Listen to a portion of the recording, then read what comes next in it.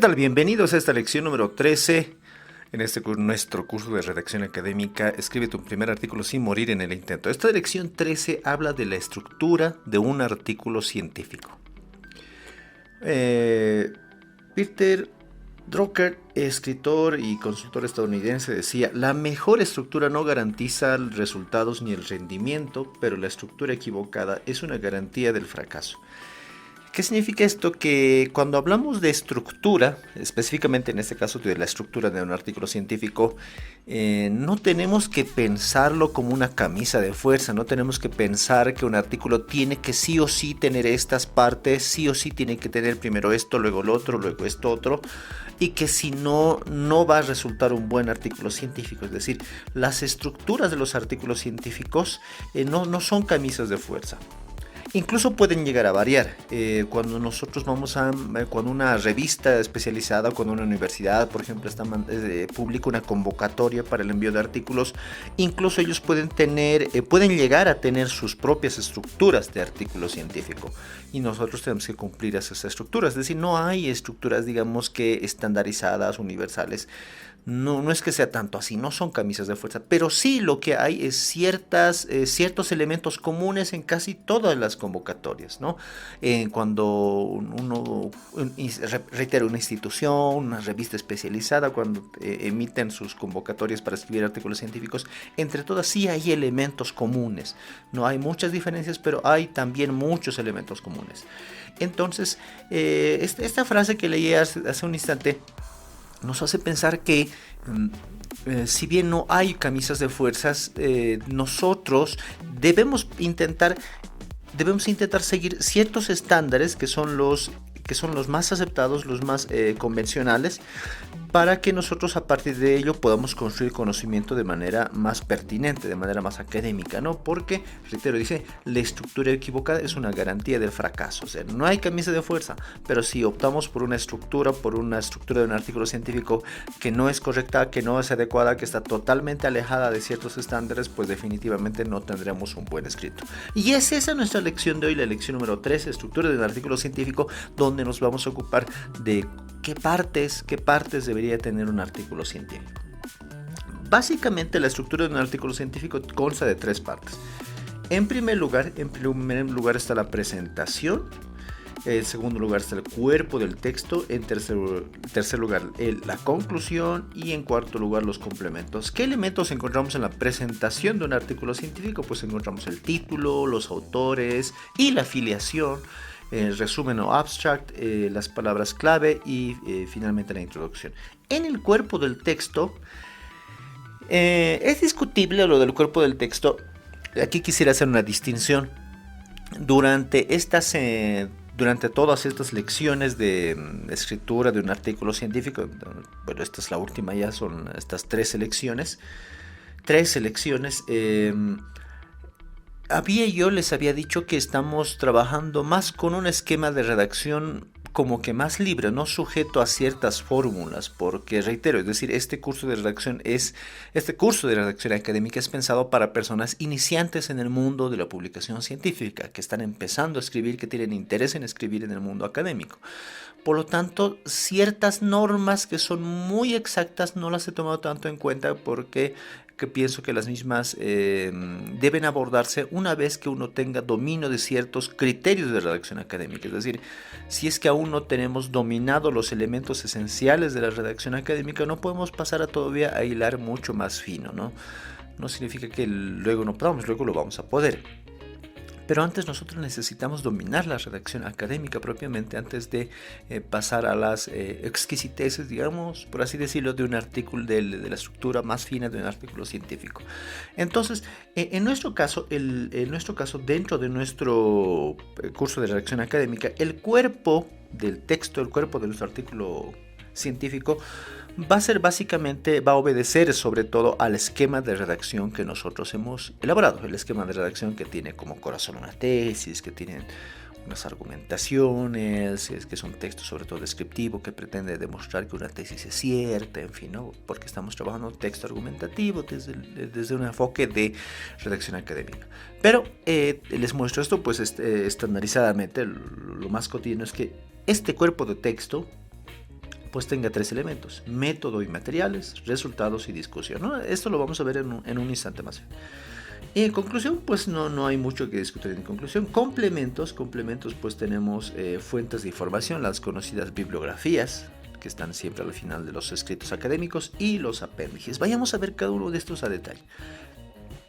El primero, el título. ¿Qué características debería tener un título? Estamos viendo ahí una captura de un artículo. Veamos. Dice, el título es la frase más importante del artículo. Acuérdense que frase y oración son dos cosas diferentes. Una oración expresa una idea completa, tiene sujeto, verbo y predicado, pero una frase no necesariamente tiene sujeto, verbo y predicado. Pero es la frase más importante del artículo, porque es la frase que primero enamora al lector, que primero llama la atención, que la que tiene que, así fuera esto el mundo del marketing, pues tiene que ser el título, tiene que ser el que mejor venda el escrito. Además debe ser conciso, preciso y específico, ¿no? Debe evitar total ambigüedad, debe evitar interpretaciones de cualquier tipo. Por lo tanto, el título de nuestro artículo científico debe reflejar cabalmente el contenido de nuestro artículo. Por lo tanto, no tenemos que perdernos en este sentido. Debemos ser concisos, precisos y específicos. Si bien no existen normas tan exactas en cuanto a la cantidad de palabras que debe tener un título, algunas universidades sí, algunas instituciones piden que máximo un título debiera tener tantas palabras, dependiendo, pero eso de la institución o de la revista que convoca artículos científicos, pero en general se estila que tenga alrededor de 15 palabras, ¿no? Veamos esta, por ejemplo, esta tiene 1, 2, 3, 4, 5, 6, 7, 8, 9, 10, 11, 12, 13, 14, 15, 16, 17, 18, 19, 20, 21, 22. 22, y si les quito las palabras de conexión, obviamente estamos en menos palabras incluso, ¿no? Entonces se estila que tenga alrededor de 15 palabras, 15 más, 15 menos, ¿no? No deben ser demasiado largos ni demasiado cortos, ¿no? Entonces, sigamos viendo alguna característica más. No debemos utilizar siglas y abreviaturas.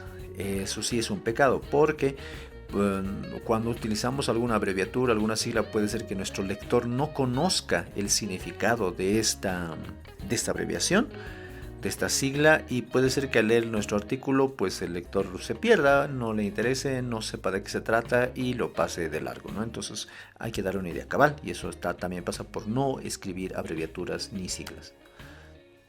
Les decía, hay que evitar ambigüedades, tenemos que ser directos, no tenemos que irnos con rodeos, no tenemos que irnos con dobles sentidos.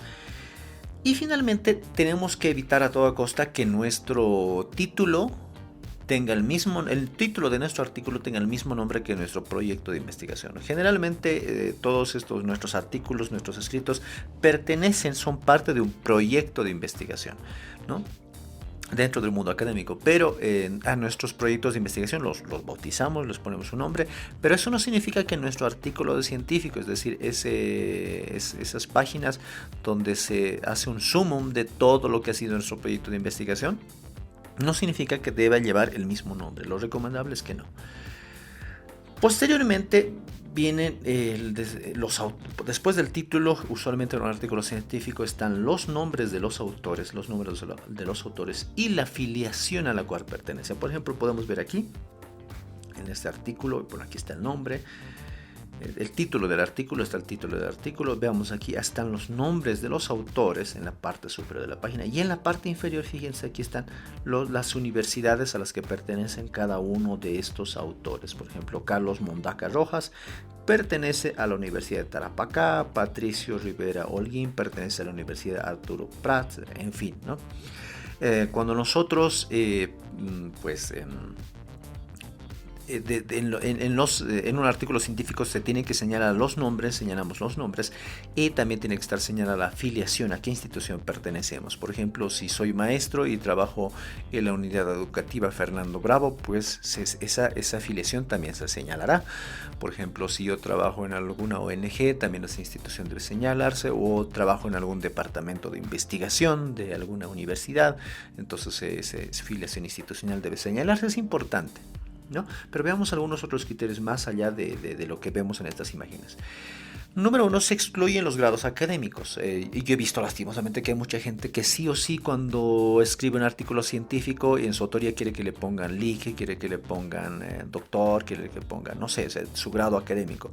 Pero esto no es recomendable ni necesario. En tanto, se supone que el artículo tiene valor, no en cuanto a el grado académico que tenga el autor, sino el artículo tiene valor en el contenido del artículo, no en cuanto al grado académico que tienen el autor o los autores. Por lo tanto, no es necesario que estén los grados académicos dentro de los autores. Simplemente ponemos los nombres, no ponemos licenciado ni doctor, absolutamente nada de eso.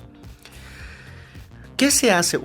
Cuando son más de 3 autores, son más de un autor, son 2 o 3 o hasta 5 autores, ¿qué es lo que se hace para el orden?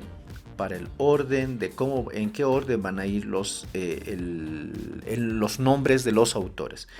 Un primer criterio es que se ponga en primer lugar al autor que ha trabajado más, al autor que ha aportado más, al autor principal del trabajo o al jefe del equipo de investigación. Entonces se lo pone al principio para resaltar que él pues tiene un papel protagónico, ¿no? Entonces, posteriormente se pone al resto del equipo de investigación. En otras ocasiones también se procede el orden de los autores por simplemente orden alfabético, y eso es fácil de darse cuenta también, y esto se hace para evitar problemas de que alguien quiera atribuirse un crédito mayor que los demás en torno al trabajo. Bueno, pues eso también es algo que convienen los autores, es decir, algo que en lo cual quedan los autores, se ponen de acuerdo. A veces también el autor principal del trabajo, el autor que más ha aportado, también puede ir al final en el orden de los autores, de los nombres de los autores. ¿Por qué? Porque quiere darle mayor protagonismo al resto del equipo, ¿no? Entonces, el orden de los autores, el orden de los nombres de los autores también responde a una lógica, también es importante. Usualmente, la mayoría de las veces, el primer criterio es el que prima.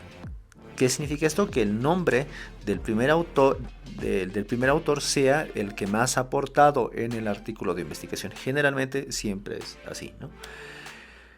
A pie de página o junto con los nombres, como ya lo hacía notar a un instante, a pie de página. Entonces ya al final de la página se ponen los grados, las filiaciones institucionales de cada uno de los autores. Y aquí, o no puede ser a pie de página, puede ser también ahí mismo, ¿no? Seguidamente los textos, ¿no? Seguidamente los nombres de los autores. Veamos aquí, Francisco Sauer Alemany, por ejemplo, pertenece al Departamento de Didáctica General y Didáctica Específica. Joseph Luis pertenece al Instituto Universitario de Física, etc. Entonces vemos que está inmediatamente después. ¿Qué otro elemento vemos? Seguidamente el título, y enseguida están los autores y su filiación. Está el resumen. El resumen se estila que debe ser de entre 100 a 150 palabras. Se estila. Esta cantidad también varía, varía en función a las instituciones académicas que convocan artículos científicos. Hay instituciones académicas que dicen que tienes que enviarle el artículo científico y que exactamente tiene que tener de 150 a 200 palabras, o que tiene que tener de 200 a 300 palabras el artículo, ¿no? Por ejemplo, el Ministerio de Educación de Bolivia, en las convocatorias a artículos científicos que emite, generalmente lo que pide es que el resumen no sea mayor a 100 palabras, ¿no? Entonces eso es algo que debemos también tomar muy en cuenta. Eso varía, pero el estandarizado, o lo que nosotros estamos tomando en cuenta, es de 100 a 150, aunque reitero, lo que nos pide el Ministerio de Educación en Bolivia generalmente es de un máximo de 100 palabras. Básicamente cualquier resumen en general debiera tener estos 4 elementos. Debería tener propósito, método, resultado y conclusión. Pero propósito, es decir, ¿para qué se ha escrito el artículo científico? ¿Qué propósito tiene? ¿Qué es lo que quiere lograr? ¿Cuál es su tema de investigación? ¿Cuál es su objetivo de investigación? Básicamente ese es el primer elemento, lo que estoy marcando aquí en color lila. Entonces eso es lo primero que debiera estar señalado en un resumen.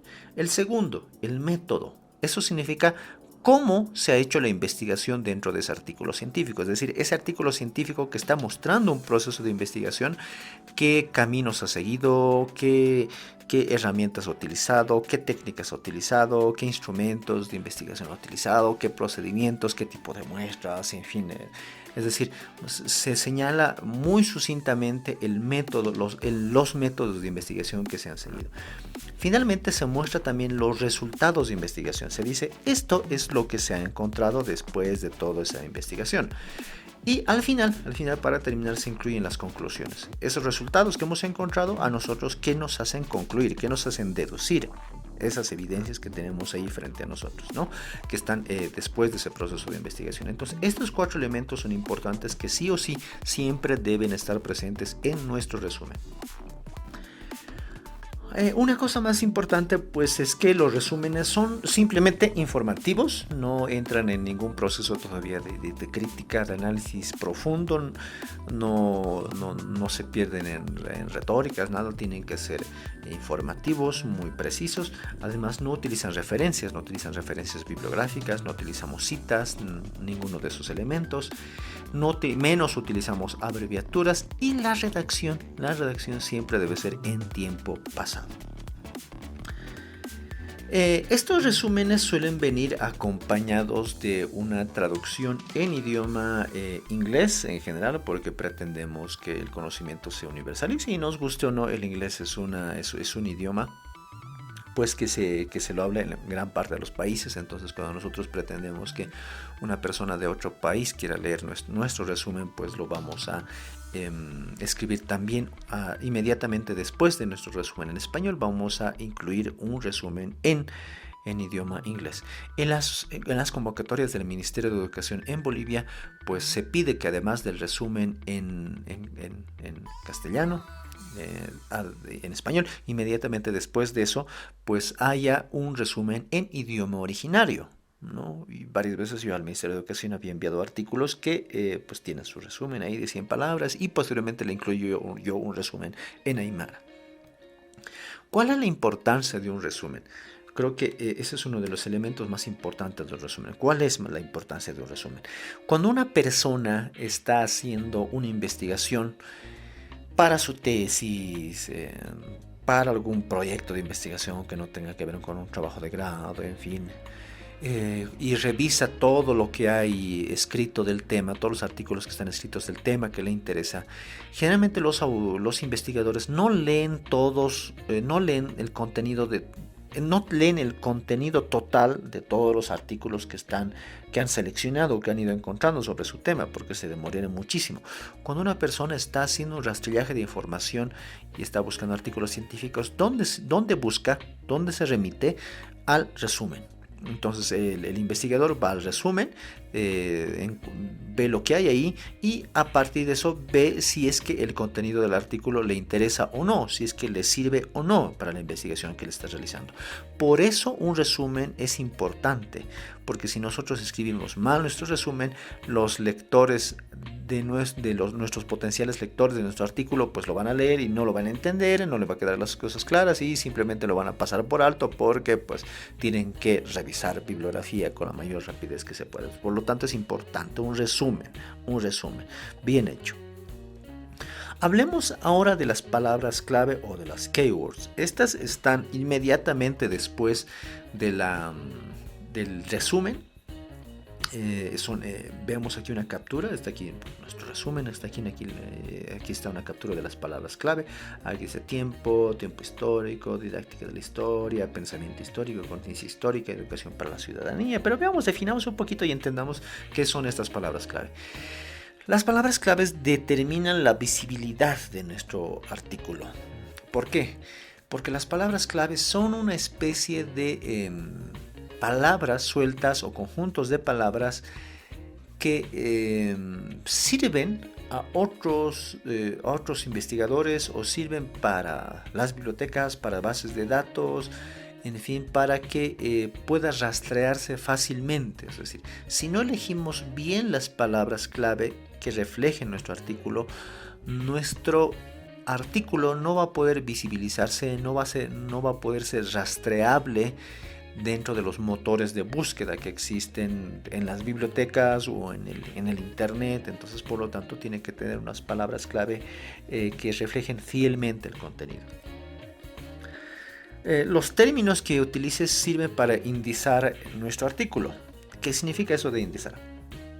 Cuando nosotros vamos a llevar, por ejemplo, si nuestro artículo forma parte de una revista y esa revista va a parar a una biblioteca formal, a una biblioteca universitaria, por ejemplo, ¿qué hacen los bibliotecarios? Los bibliotecarios van a catalogar, van a archivar esa revista, y cuando vayan guardando la información y organizándola de cada uno de los artículos en su base de datos, en esas bases de datos en computadora, van a cargar de cada uno de los artículos, van a cargar sus respectivas palabras clave. Entonces van a cargar eso en su base de datos, y cuando un usuario va a consultar a la biblioteca, y generalmente las bibliotecas hoy la mayoría tienen computadoras donde se pueden acceder al catálogo de todo el material bibliográfico que tienen, se puede acceder en la propia biblioteca o desde internet y luego ir a la biblioteca.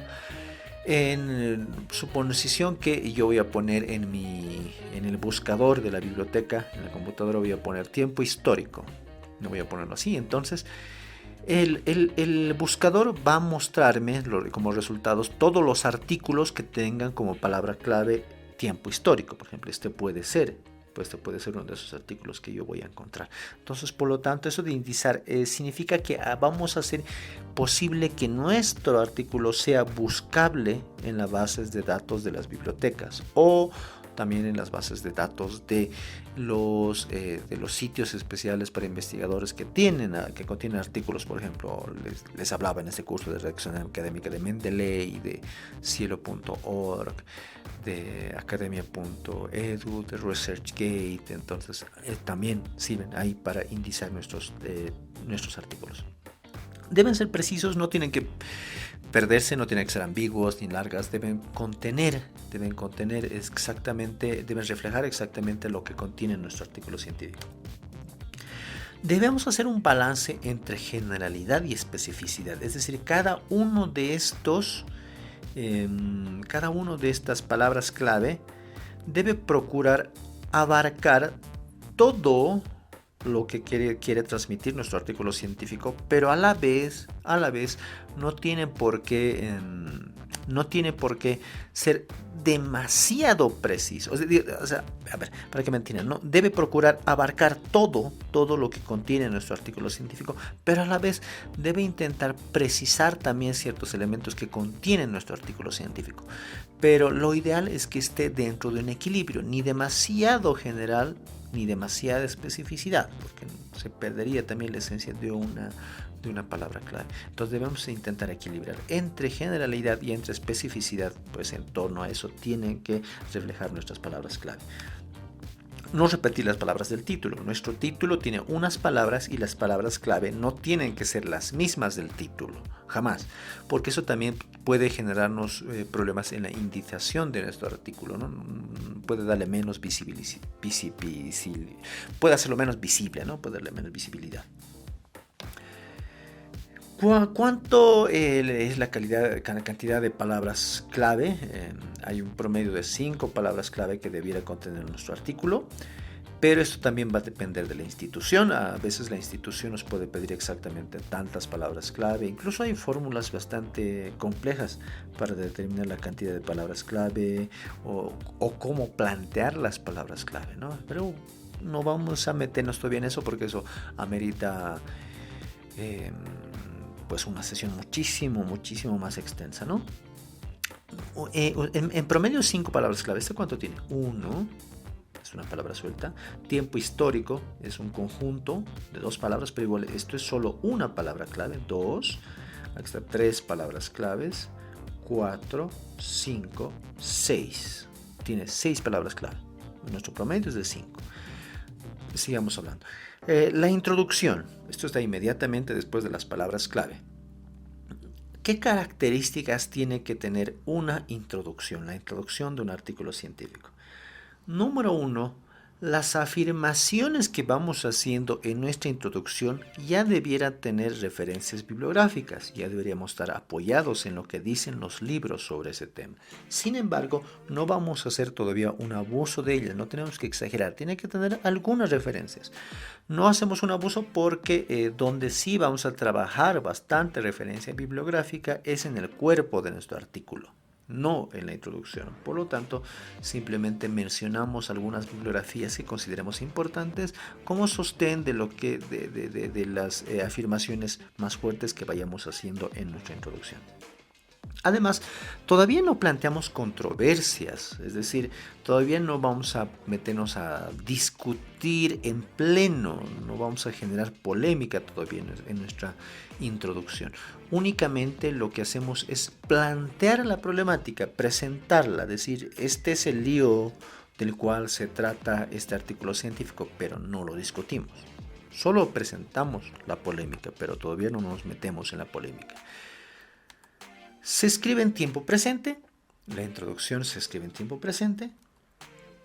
Además, otra cosa que vamos a hacer es otra cosa que debemos evitar es que no vamos a describir la bibliografía citada, los trabajos que estamos citando dentro de nuestro artículo científico. No vamos a decir que tal libro dice esto y esto respecto a nuestro tema. Tal otro autor menciona esto en relación a nuestro tema. No, simplemente vamos a mencionar sus resultados de investigación. ¿Qué dice tal libro? ¿Qué resultados muestra tal libro? ¿Qué resultados muestra tal autor en su investigación? Solo mostramos los resultados. No describimos todo el trabajo, solo los resultados. La extensión igual es un elemento que va a depender de muchos criterios, desde la cantidad de páginas que tenga el artículo, desde la institución que emite una convocatoria, pero en lo general va de 1 a 2 páginas, ¿no? O de 800 a 1000 palabras. Entonces esa es la extensión más convencional para una introducción. Una introducción, además, no debe contener cuadros, no debe contener figuras, no debe contener gráficos, no debe contener subtítulos. Una introducción es enteramente texto. Cuando pensamos en empezar a escribir una introducción, pues también nos viene a la mente por dónde empiezo, qué es lo que debo escribir en cuanto a orden. Existen múltiples maneras de escribir una introducción, existen varias diversas. Existen muchas lógicas, pero lo que te estoy mostrando a continuación es una sugerencia bastante esquematizada, quizás para algunos podrá ser muy básica, pero es una sugerencia que te podría servir si no sabes por dónde empezar a hacer una introducción. Luego, cuando tengas más expertise en el tema, quizás puedas encontrar unas fórmulas mucho más complejas, más precisas y mucho más interesantes. ¿Qué recomiendo al menos yo cuando hagamos esta introducción? Al menos recomiendo que en el primer párrafo definas el tema. ¿De qué se trata ese artículo? ¿De qué se trata esa investigación? Posteriormente abordamos el área problemática, vemos cuál es el problema, describimos la problemática que estamos abordando, porque es distinto un tema de investigación a un problema de investigación, ¿no? En el tema simplemente decimos de qué se trata. Pero cuando hablamos del área problemática, nosotros ahí vamos a describir el lío, cuál es el embrollo que nosotros queremos investigar dentro de esa realidad, dentro de esa temática. Posteriormente también podemos definir el problema de investigación, aunque eso no es una necesidad tan apremiante. Podemos definir nuestra pregunta de investigación, por ejemplo, nuestro problema de investigación. Y en este primer párrafo también se suele señalar explícitamente o implícitamente, se suele señalar también la tesis o idea central del artículo, ¿no? Que se va a demostrar durante el cuerpo del artículo, ¿no? Entonces es importante también que la tesis o idea central del artículo esté en la introducción, y en ese caso yo les recomiendo que la pongan ustedes en el primer párrafo. El cuerpo de la introducción, que es de 5 a 10 párrafos, pues lo que usualmente se hace es anotar ahí el estado del arte. ¿Qué significa eso del estado del arte? Es decir, escribir todo lo que se sabe de esa investigación que nosotros estamos haciendo. Señalar todo lo que se ha escrito de esa investigación que nosotros estamos abordando. Pero todavía sin entrar a polémica, sin discutir la profundidad, porque eso va a venir después. Simplemente, ya saben esto, presentar los resultados o presentar las polémicas, ¿no? Pero hacemos una mención de todo lo que se ha escrito sobre el tema. Si a nosotros nos interesa investigar sobre didáctica de la matemática en Bolivia, entonces ahí, por ejemplo, vamos en esos 5 a 10 párrafos, vamos a hacer una enumeración cronológica o por contraposición. ¿Qué significa esto? Por orden de publicación cronológica, o por contraposición vamos a hacer discutir a los autores, por así decirlo, de todo lo que se ha escrito en Bolivia hasta la fecha de nuestra investigación sobre didáctica de la matemática en Bolivia. Entonces, en esos 5 a 10 párrafos vamos a hacer eso. En el penúltimo párrafo es recomendable señalar la importancia del tema estudiado. ¿Por qué ese tema será importante? No es importante únicamente porque va a engordar mi currículo, no, sino porque es importante como tema de investigación, porque es importante que la sociedad conozca ese tema, porque es importante resolver ese meollo, ese lío en esta investigación. ¿Por qué es importante? Eso tenemos que hablarlo también en el penúltimo párrafo. ¿Qué más podríamos hablar en el penúltimo párrafo? Las motivaciones que nos han llevado a hacer esa investigación. ¿Por qué estamos haciendo esa investigación? ¿De dónde surge esa curiosidad, esa necesidad? Puede ser una cuestión profesional, puede ser una cuestión de una urgencia social. ¿Por qué? ¿Por qué a ti como autor? ¿Por qué te ha motivado a escribir eso? ¿De dónde partió ¿De dónde partió el estudio? ¿Cuál fue el punto de partida? Tal vez ha sido alguna observación tuya, tal vez ha sido algún dilema que has visto en tu práctica profesional o en tu aula. ¿Desde dónde parte el estudio? ¿Cuál es el problema no resuelto? ¿Qué es aquello irresuelto que tú quieres resolver en tu artículo? ¿Qué es ese enredo que tú quieres desenredar en tu artículo? Eso es otro elemento que también debería estar. También podrías señalar ahí ¿cuál es el vacío en el estudio? ¿Cuál es el vacío en el mundo de la investigación que a ti te interesa aportar con esa tu investigación, con la que estás haciendo? Y finalmente, en el último párrafo, podemos llegar nosotros a plantear nuestro objetivo de investigación. ¿Qué es lo que queremos lograr con esta investigación? ¿Qué pretendemos como objetivo, ¿no? Entonces, esta estructura que te estoy mostrando no es una camisa de fuerza. Algunos elementos los puedes omitir. Puedes incluso añadir otros, pero es una sugerencia mía que te puede facilitar pues cómo estructurar tu introducción. Bien, entonces si vemos, ya hemos hablado de la presentación de la primera parte de la estructura. Pues hay un primer bloque que es el título, autores, resumen, palabras clave, introducción. Lo primero que es parte de un artículo científico. Ahora vayámonos a ocupar del cuerpo del texto, ¿no? Y les decía que hablando del cuerpo del texto, pues tenemos dos posibilidades. Basarnos únicamente en nuestro esquema de redacción, que lo tenemos ya en este curso de redacción académica, lo tenemos ya. Y eso puede directamente formar parte, puede convertirse en nuestro cuerpo del texto y no necesitar más y dejarlo así. O seguir la lógica de primero nuestro cuerpo de texto, que tenga primero método, que tenga luego señalar los resultados y finalmente la discusión. Entonces existen esas dos posibilidades. Yo al menos pienso que cuando estamos empezando a escribir, y nuestra preocupación mayor es escribir bien, y nuestra preocupación mayor es escribir dentro del mundo académico, que primero dominemos esto, o sea, basarnos en nuestro esquema de redacción. Y cuando ya tengamos una redacción académica más pulida, muy fluida, cuando escribamos bien, dicho en palabras sencillas, pues podemos ir ya hablando de mayores complejidades, hablar primero de métodos y materiales, resultados, discusión. Pero de todas maneras vamos a hablar de esto, ¿no?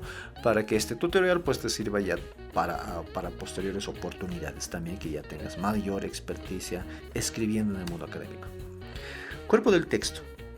Ya decía esto, o sea, eso es lo que decía. Cuerpo del texto.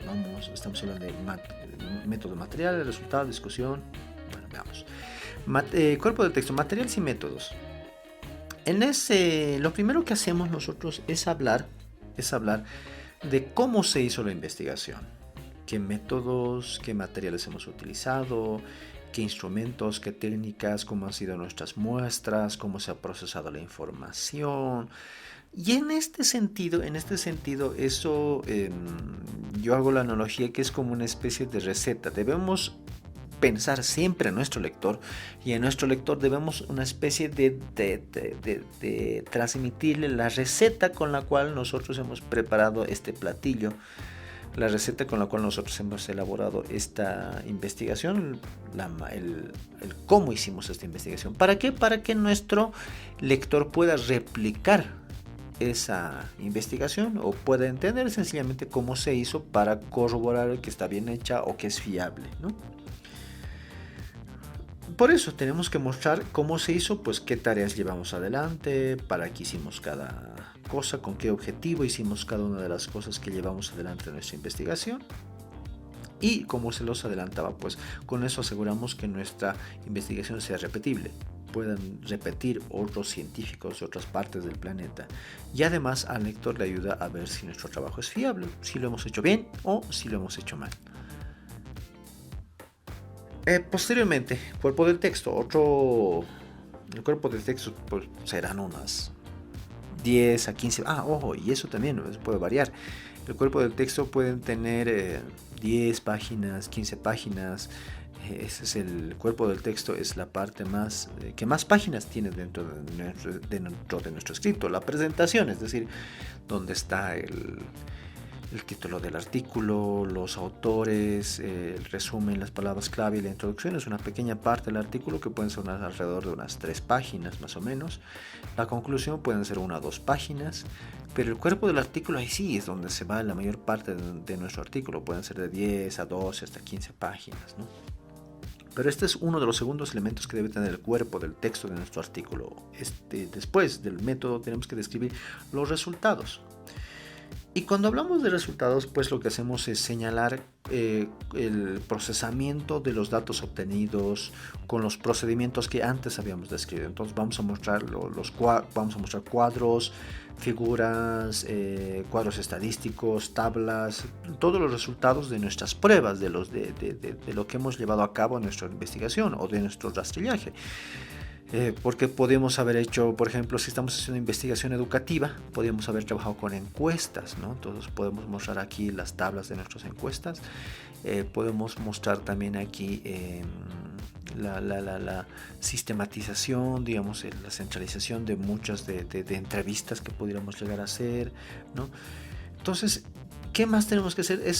En todo esto de resultados tenemos que no solamente mostrar las tablas, sino tenemos que ir acompañando cada uno de estos elementos como cuadros, figuras, resultados, acompañándolos de texto que vaya describiendo esos resultados y observaciones. No simplemente apilar una detrás de otra como si fuera collage todos esos cuadros, figuras y resultados, sino que cada uno de esos cuadros, figuras y resultados tiene que estar acompañados de texto que vayan explicando cada uno de esos resultados.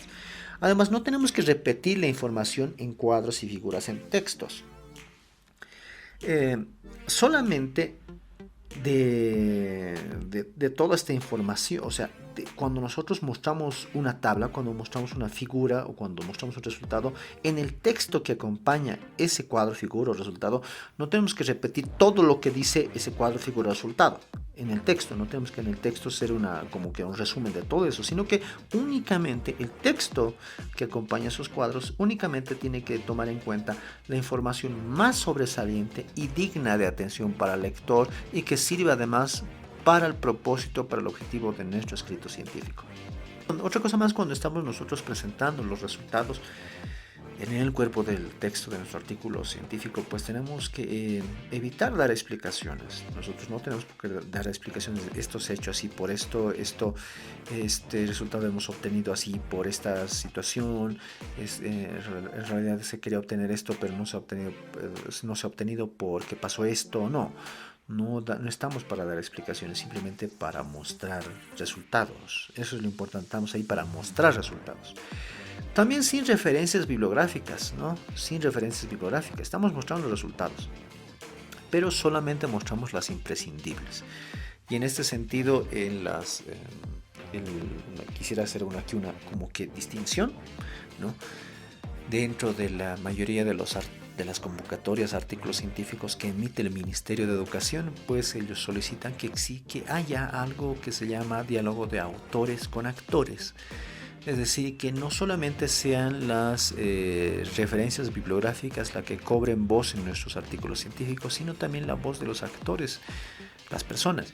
Si estamos haciendo investigación educativa, es decir, que las voces de los actores educativos discutan, cobren vida y discutan con la bibliografía. Hay un proceso de creación, ¿no? Es decir, nosotros dentro de nuestro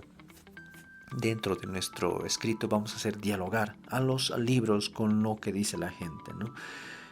Por eso, o sea, si bien en los resultados del cuerpo del texto podemos anotar qué dice la gente, lo que dice, lo que no dice, qué afirma la gente, también podemos incluir bibliografía que vaya dialogando con todas esas referencias de lo que dice la gente, ¿no?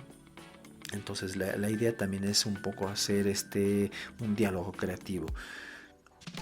Pero eso es lo que un tanto se intenta desde el Ministerio de Educación, aunque de manera estandarizada, pues no necesariamente tiene que ir demasiada bibliografía, sino únicamente la imprescindible. Cuerpo del texto. En el momento de la discusión, sigue en la tercera parte del cuerpo del texto. ¿Qué debe incluir? Debe incluir interpretación de resultados.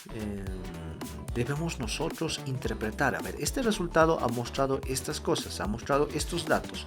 Entonces nosotros ahí tenemos que interpretar, darles una explicación, decir, esto era así por esto es esto así. Entonces es el momento donde empezamos a interpretar y donde más tenemos que sacar a lucir nuestra capacidad analítica, reflexiva y crítica, ¿no? Entonces, por lo tanto, nosotros ahí vamos a delimitar significaciones, vamos a hacer limitaciones, vamos a ver las coherencias, vamos a analizar las contradicciones. Si, por ejemplo, si estamos haciendo investigación educativa, en los datos de nuestros resultados vemos que hay muchas contradicciones en lo que dicen los actores educativos, que el profesor dice blanco y los estudiantes dicen negro. Allí hay una contradicción que nos están mostrando los resultados. En el momento de la discusión, nosotros lo que vamos a hacer es interpretar por qué hay esa contradicción, cómo explicamos esa contradicción. Vamos a intentar resolverla incluso, ¿no? Y vamos a también vamos a hacer una evaluación de las implicaciones, trascendencia o beneficios de los resultados respecto a la hipótesis. Vamos a decir que estos resultados pues ayudan a nuestra tesis, ayudan a nuestro objetivo de investigación, ayudan a nuestra hipótesis en el siguiente sentido. La fortalecen porque demuestran esto, porque son importantes así, ¿no? En general, ojo, estoy hablando aquí de hipótesis desde una visión bastante estandarizada de investigación, ya que nosotros en nuestro caso simplemente en estas clases teníamos solamente nuestra tesis de investigación o idea central de investigación que iba a tener nuestro escrito. Solamente tenemos eso, no teníamos todavía una hipótesis, ¿no? O sea, estamos yendo a algo más concreto. Hay una diferencia entre hipótesis. Una hipótesis es una respuesta previa, una respuesta anticipada. Una tesis es ya una afirmación respecto a algo. También hay otras personas que proceden simplemente con un objetivo de investigación. Quieren lograr algo, pero todavía no tienen una tesis ni una hipótesis, ¿no? Bueno, eso es otro tema que lo podemos discutir en otras sesiones mucho más profundas, ¿no? Posteriormente hacemos un análisis comparativo de los resultados que nosotros hemos obtenido con los de otros autores. O sea, ¿qué resultados he obtenido yo con mis entrevistas, con mis datos estadísticos que he sacado haciendo encuestas a los padres, a los estudiantes? Todos esos mis datos, los que yo he recabado, los voy a comparar con datos de otros investigadores. Otros investigadores puede ser que hayan investigado la misma temática que yo en otros colegios o en el mismo colegio incluso, por ejemplo. Y yo puedo hacer cruzar esa información. Decir, ese otro autor ha encontrado tal información, pero no había sido tanto así porque se ha corroborado con mis datos que en realidad no es de tal magnitud o no es así, es tal situación, ¿no? Entonces hacemos una comparación entre resultados propios y los ajenos, pero los que sean verdaderamente comparables. No vamos a comparar resultados que estén fuera de contexto, que no tengan nada que ver con lo uno del otro, o sea, resultados comparables.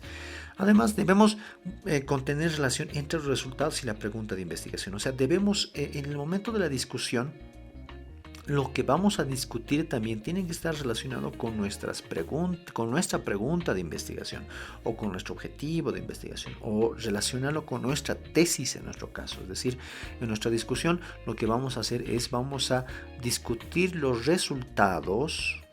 Vamos a discutir los resultados, que era la parte previa. Vamos a discutir ahora los resultados a la luz de lo que estamos planteando o de lo que habíamos planteado en nuestra tesis o idea central, o lo que habíamos planteado nosotros como pregunta de investigación o como objetivo de investigación. Entonces vamos a discutirlos a la luz de esos elementos, ¿no? De uno de esos elementos, y en nuestro caso, reitero, pues lo vamos a discutir a la luz de nuestra tesis. ¿Qué más debe de tener una discusión?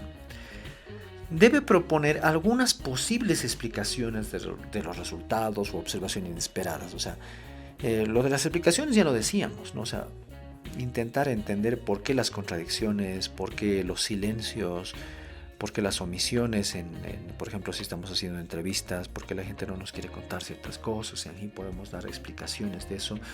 Podemos hacer observaciones de ciertos fenómenos inesperados, ciertas cosas inesperadas o ciertos datos inesperados que han salido producto de nuestra investigación. ¿Qué más tenemos nosotros que intentar hacer? Vamos a intentar plantear ciertas explicaciones lógicas, ciertas explicaciones teóricas a todo lo que hemos visto, en un sentido de especulación, que quiere decir de plantear posibilidades a futuro. Al decir especulación estoy diciendo que tenemos que escribir algo como si dijéramos esto podría llegar a ser así, o esto parece que es así. Especulamos, ¿no?, de manera lógica y teórica, para que esas especulaciones puedan servirle a otros investigadores o a nuestras investigaciones futuras, ¿no? Otros investigadores en el futuro o nuestras investigaciones futuras. Entonces eso también podría incluirse dentro de la discusión. Al final, pues casi para acabar, debe terminar con un resumen de los puntos principales que el autor quiere que el lector recuerde mejor. O sea, de toda esta discusión, de todo lo que ha sido mostrando en el artículo, pues vamos a hacer un sumo, vamos a hacer un resumen de los puntos más clave que nosotros queremos que nuestro lector recuerde, que están en relación a nuestra tesis, en nuestro caso, o hipótesis o objetivo de investigación. Entonces, ¿por qué debemos mostrar a nuestro lector una especie de resumen? Porque nosotros, en nuestro caso, queremos convencer a nuestro lector de una tesis. Queremos nosotros convencer que nuestra tesis es cierta, que nuestra idea central es cierta. Entonces, el momento donde más vamos a hacer eso, donde con mayor precisión vamos a hacer eso, es en la discusión, en la parte final de nuestra discusión, puede ser, ¿no? Donde nosotros hagamos un pequeño resumen y donde enfaticemos de manera muy precisa que a partir de esos resultados, a partir de todo lo que se ha encontrado, la tesis es cierta. La tesis es cierta por esto, por esto, por esto y por esto. Porque hay este resultado, este resultado, este resultado, este resultado. Además, hay que evitar redundancia entre resultados y discusión. En nuestros resultados, que es el anterior al acápite de cuerpo del texto, en nuestros resultados mostramos resultados, y toda la información que nosotros estamos planteando en los resultados no tenemos que repetirla en nuestra discusión de manera que sea redundante. Obviamente que en esencia es lo mismo, porque ¿qué hacemos en la discusión? En la discusión discutimos los resultados que están en el anterior acápite de resultados, pero no implica que nosotros vayamos a redundar en lo que se escribe, en las palabras, en el contenido, ¿no? O sea, son niveles muy distintos de procesamiento de la información. Bueno, para entender mejor esto del cuerpo del artículo científico, voy a mostrarles dos ejemplos. El primer ejemplo que les voy a mostrar es un cuerpo de artículo científico basado en simplemente el esquema de redacción, un esquema de redacción como el que nosotros hemos elaborado. Les voy a mostrar un ejemplo. Y el segundo ejemplo que les voy a mostrar es un cuerpo de artículo científico que está basado en esa división que les había dado: métodos, resultados y discusión, ¿no? Que tienes más o menos esa lógica también. O sea, podemos tomar la una y la otra, no es que la una sea obligatoria, la otra sea mala. Gente que tiene mucha experticia en investigación también Muchas veces no suelo utilizar ese esquema de método, métodos, resultados y discusión. No suelo utilizarlo. ¿No? O sea, simplemente escribe a partir de un esquema de redacción. Por ejemplo, en los artículos de revisión bibliográfica, que podemos ser los que inicialmente empecemos a ejercitar cuando estemos haciendo, empezando a meternos en el mundo de la investigación académica, podemos hacer eso. Ojo que un artículo de revisión, a partir de revisión bibliográfica, también puede tener mucha profundidad, mucho análisis, no siempre significa inexperiencia en el tema, ¿no? Entonces veamos este primer ejemplo de un artículo que tiene un cuerpo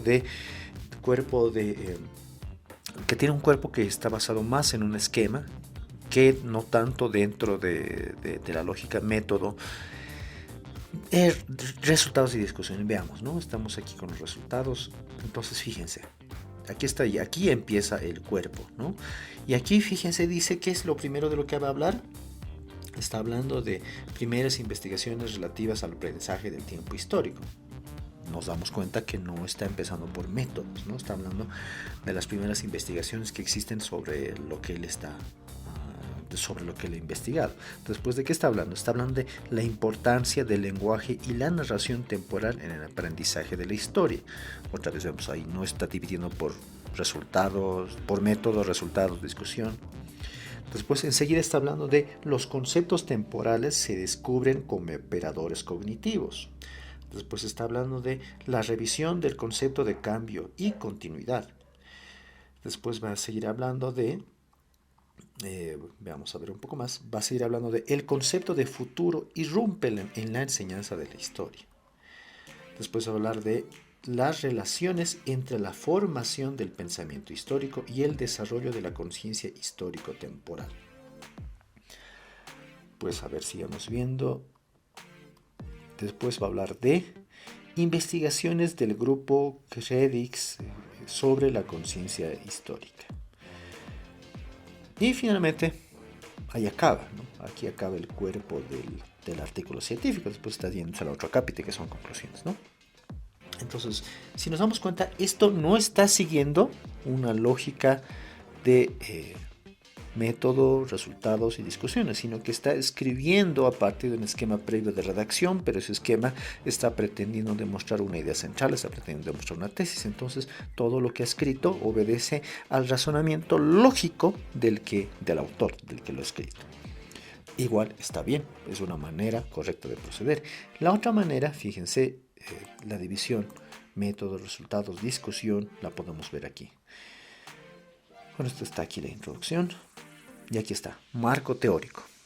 No tiene exactamente esa división que les planteo de método, resultado, discusión, pero en primer lugar lo que está planteando es el marco teórico. O sea, indirectamente está planteando un método, porque está diciendo, esta es mi mirada teórica sobre el tema.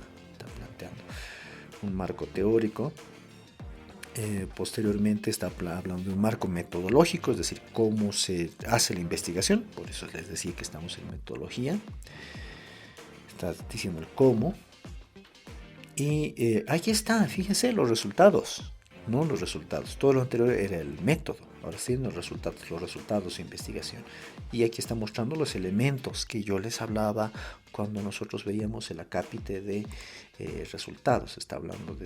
Nos está mostrando de todos los datos que ha obtenido, ¿no? Están las tablas, están los análisis interpretativos de cada una de las tablas, gráficos, estadísticas, en fin, todo lo que pudiera haber encontrado, ¿no? Y sigue mostrando. Bien, ahí está toda la información, nos está mostrando todos los resultados. Y fíjense, en este caso, este autor, la discusión que debería formar parte del cuerpo del texto, este autor la discusión lo está mandando con las conclusiones, está haciendo conclusiones y discusión, ¿no? Entonces es una manera interesante también de proceder. Es que les reitero, no es camisa de fuerza. Muchas veces incluso va a depender de los requerimientos de la institución o revista a la cual estamos mandando nuestro artículo. O va a depender del criterio del investigador. Por lo tanto, no es camisa de fuerza, ¿no? Entonces, hasta ahora hemos visto ya la presentación, hemos visto el cuerpo del texto y ahora veamos qué elementos debiera tener una conclusión. En mi opinión, antes de empezar, una conclusión es una especie de repetición de la introducción, casi repetición, no podría afirmar que es lo mismo, porque no lo es, pero lo que más distingue una conclusión de una introducción es que la conclusión la escribimos con un tono de corroboración, de decirle a nuestro lector, ves, así te dije que era. ¿Ves? Así había sido, como muchas veces decimos en La Paz, ¿ves? Así te dije que era, así había sido, ¿no? Entonces lo hacemos en un tono de corroboración, ¿no? No olvides ese consejo. Pero ¿qué cosas, qué elementos encontramos en una conclusión? ¿No? Implica necesariamente un proceso de deducción y no simplemente enumeración de los resultados. En la conclusión no solamente enumeramos esto se encontró, listo, no, sino hacemos deducción, o sea, a partir de los resultados que hemos encontrado, a partir de la discusión que hemos hecho previamente, en la conclusión ya hacemos deducciones, deducimos ciertas cosas, sacamos nuestras propias ideas a partir de todo lo que hemos visto previamente. Pasamos al proceso de deducir cosas, ¿no? Eso es fundamental. No es lo que se obtuvo, sino lo que se deduce o generalice. Está relacionado con la anterior afirmación. No simplemente mencionar lo que obtuvimos, sino aquí lo importante es deducir. A partir de todo lo que hemos trabajado, deducir ciertas cosas o generalizar ciertas cosas. Eso es fundamental en la conclusión. Deben responder directamente a los objetivos de investigación. Nosotros en nuestro caso para este curso de redacción académica hemos trabajado con una tesis o idea central. O en otros casos pueden haber trabajado con un objetivo de investigación solamente, o en algunos casos con hipótesis, o en algunos casos, bueno, con otras maneras más. Hay muchas maneras de hacerlo. Pero en nuestro caso nosotros debemos, el eje central de nuestra conclusión es que responda, lo importante de nuestra conclusión es que responda a nuestra tesis o idea central de investigación, la tesis de nuestro escrito. Y nosotros tenemos que señalar ahí finalmente si nuestra tesis es cierta o no, tenemos que corroborar que nuestra tesis es cierta o no.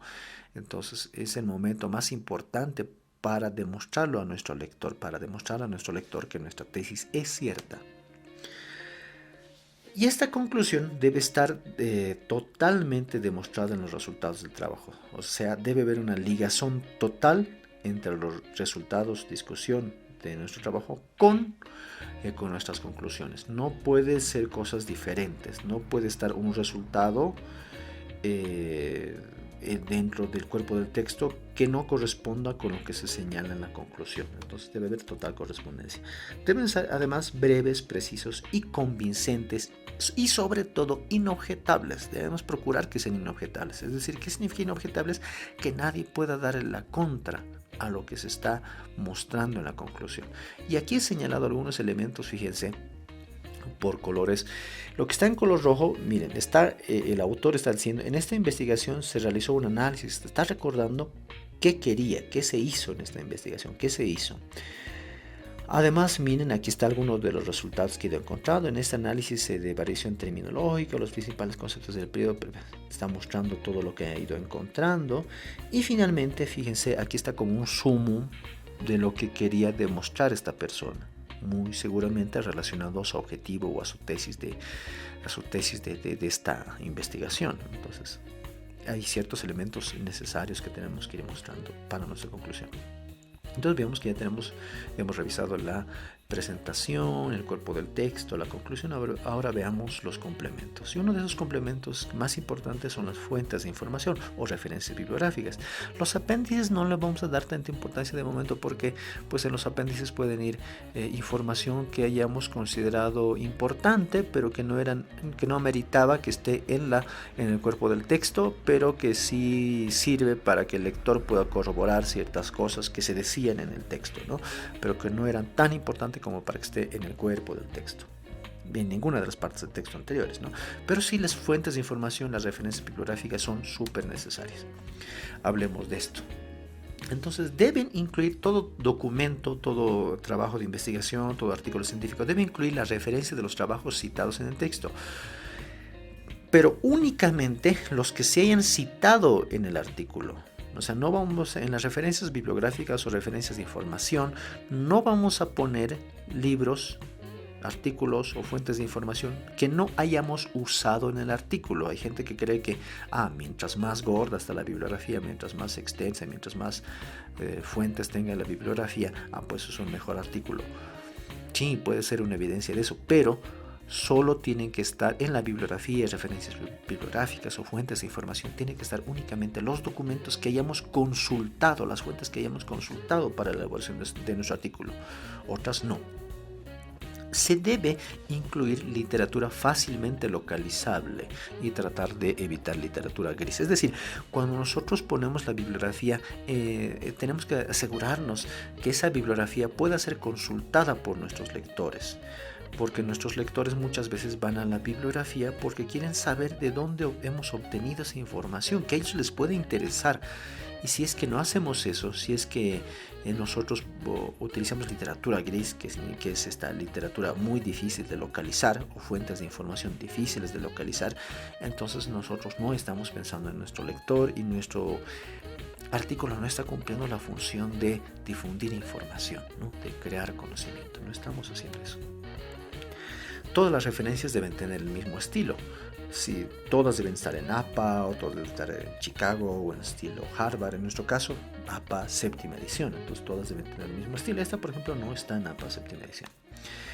Las revistas científicas siempre indican el estilo que se debe seguir. Cuando tú vas a mandar un artículo a tal revista, a tal institución, las revistas señalan y dicen, las referencias bibliográficas deben hacerse con este estilo, con el estilo APA o con el estilo Harvard. O algunas revistas incluso tienen su propio estilo de bibliografías. Entonces, eso es una cuestión que también hay que velar. Pero hay que seguir instrucciones, ¿no? En nuestro caso vamos a hablar siempre de referencias bibliográficas en APA sexta edición. Bueno, entonces con eso concluye esta lección número 13. Que de este curso de redacción académica escribe tu primer artículo sin morir en el intento. Esta lección número 13 era la estructura de un artículo científico. Conocerla es importante.